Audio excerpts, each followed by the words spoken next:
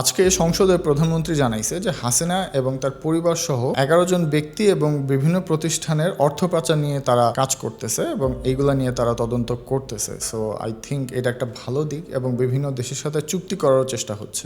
নতুন সরকার আসছে 2 মাসের একটু বেশি হইল এবং এরই মধ্যে আমরা শুনতে পাচ্ছি শীর্ষ সন্ত্রাসীরা নাকি আবার তৎপর হয়েছে, তারা খুব অ্যাক্টিভ হয়ে যাচ্ছে এবং তাদের কাজ তারা আবার ঠিকঠাক মতো শুরু করতেছে। এটা দিয়ে একটু খেয়াল রাখা উচিত। এটাও গভর্নমেন্টের একটা ক্রিটিসিজম, গভর্নমেন্টের এখনই এইটা নিয়ে কাজ করা উচিত।